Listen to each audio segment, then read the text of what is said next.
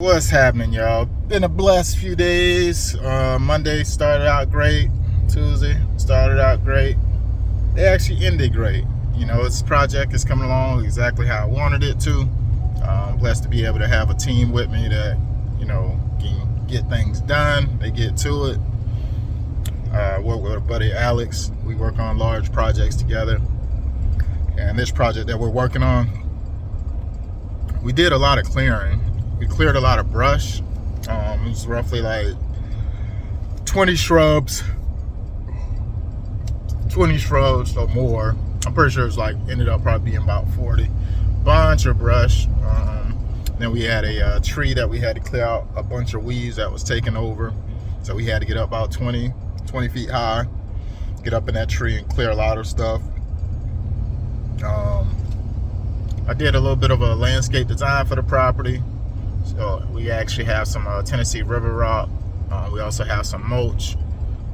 Put some edging in between it to separate it so it looks nice and sharp. Yesterday I tried to be a cheapskate, and I got this cheap crap back here. You can see that from Lowe's, but that stuff it flexes too much, and I never use plastic edging for anything really. A buddy of mine who do some amazing work, he said go online and buy my plastic edging, but I got to get the link to the stuff he got, because this was a quick fix. I just tried to get something from a big box store and it did not work out in my favor. It basically, when you're trying to make the curves, it wiggles too much, too flexible, and I can imagine what it's going to do when that heat hit it. As far as the sunlight, it makes it a little bit more flexible. So my buddy was like, Rob, that ain't gonna do it. I know what you're going for. That ain't happening. I was like, all right, man. I try to be a cheapskate. I said I bring the right stuff. So I got all my metal edging that I use for that I'm gonna be using. It flexes enough. It's not like I'm trying to do like a 90-degree type turn with this edging. I'm about to do some semicircle. I would say 2 semicircle bends on the metal, and it'll bend like that pretty good. And I just gotta make sure I knock them in the ground pretty good. I only want 2 inches above grade, but it is turning out amazing. It's turning out amazing. Yesterday we got the mulch off the truck, and I just had them stage it. I had them stage it because if we would have spread it and I got to do any type of digging to put this edging in today, I don't want to contaminate the mulch and have dirt in it. So I say, hey, just put them in piles. Don't put it close to the edging area, and we're going to get it done. Literally, I could have used like a half a yard to do the mulch part of it. Mulch spread pretty good. The river rock, we had 3.5 tons, and it worked out. It worked out perfectly. Like, we had more than enough, just enough. Well, I would say we had just enough. It was right on the money with the river rock that we put in place. We didn't wash them off because I told them I don't want to wash them off yet. I don't like to reveal the true color of it until we actually get everything in place how it's supposed to. I got this planter back here. Let me see. If I can reach it. I'm doing a lot while I'm driving. So I went and got this planter right here from Lowe's, and this is what I'll be putting in the spill over the. It's gonna be in the rock, and it's gonna be spilling over into the mulch, and it's gonna be mulch coming out of here. It's black mulch, so this is basically like a tan beigeish color. I think it makes sense to contrast, so somebody walking up, they'll be able to tell that, hey, that's kind of cool, Make it make sense. It's a typical design.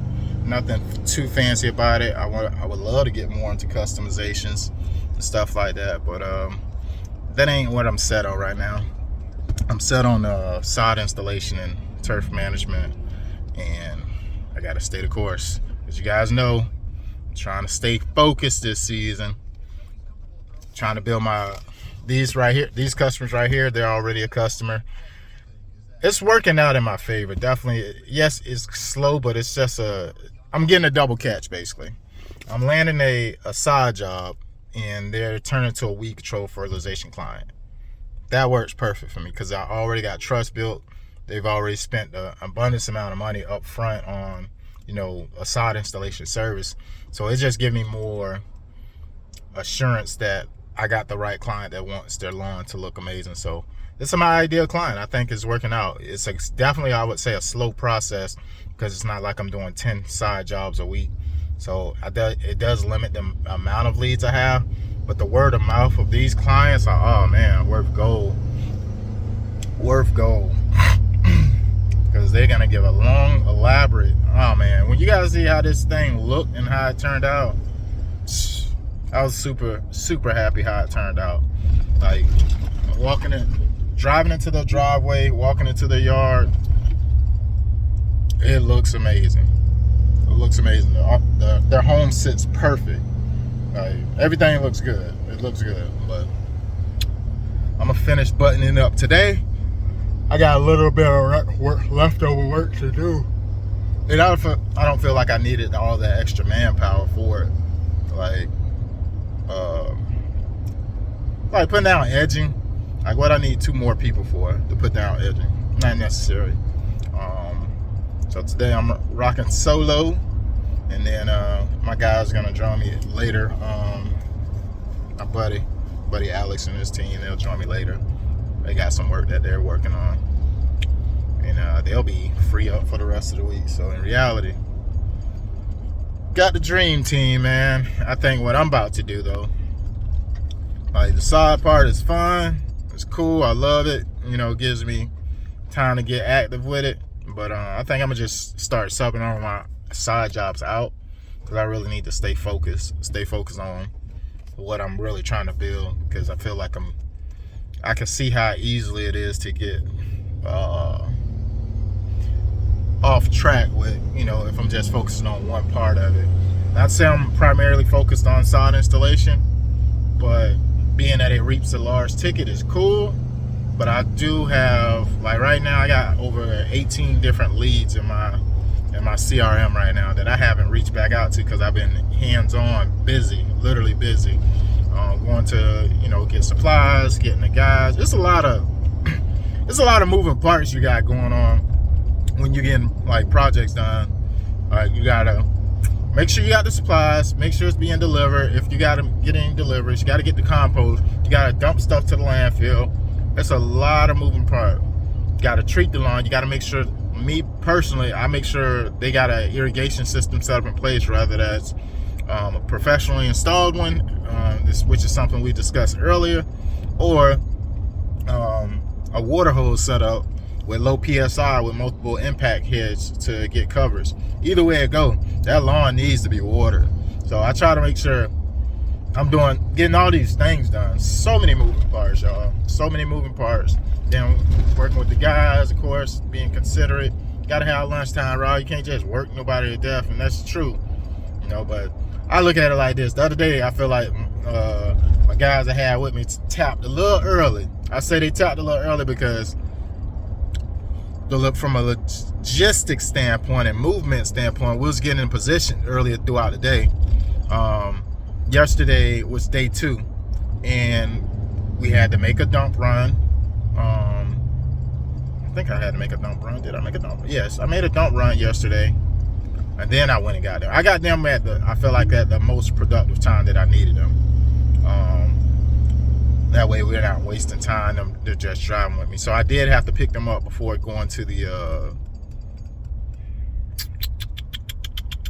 nursery to get some compost. So it just was, I don't want them to be with me if I'm doing stuff like that. I wish I could have got that stuff done earlier. It was just, we had to do, overall, I would say 4 trips to the landfill to get this stuff dumped on this property. It was a decent amount of stuff that we had to get hauled out. I did unpredict that a little bit. I assumed that we'll probably be at like 2 trips most, because we can cut stuff down pretty good. But 3 at most. But we actually ended up taking 4 trips with debris to the landfill. And nowadays they are taxing for landfill, So here, they got it to where you can if you bring clean soil, meaning you just remove some soil, it ain't got grass, it ain't got debris in it, that's free. which is cool, but rare. Who bringing clean dirt, for one? People just spread it on the property instead of bringing it to the landfill. That's one, unless, I don't know, in case you're in some weird situation. Anywho, that's one. Two, they want to make sure if you got any grass, like grass or like grass material, that's considered CSD, construction material, $150 a ton. If you got any yard debris is precisely brush, far as limbs, basically plant stuff. If it's not plant stuff and it's any type of soil or grass, CSD. I mean, construction debris, whatever they call it. Yeah, CD, I believe they call it construction debris. That makes sense. And it get really, really costly. Really costly. The lady told me I would have paid $574 because I had over 5 tons the other day. And then luckily, if you're a resident, you can use your your residence pass, and they only charged me $100. I was like, man, I'm glad I dodged that bullet. But either way it go, I still had to go back there again, and I had 2 tons. I only paid $60 because of my residential. I'm telling them, hey man, this is my residential account. You know, if I use my commercial account, they're gonna hit you with the max. Them prices are crazy though. But I'm heading out to the landfill, make this quick dump real quick, and pick up the mulch, get back to the property, and start critiquing. I got to get the lawn irrigated first. That's my primary focus. But yep, y'all have a good day. I'll be tapping back in with y'all. I'm trying to post more frequent, but it could be a challenge with when you hands on. Need to get me a GoPro or something like that so I can really dial in a little bit. Okay, talk to y'all in a minute.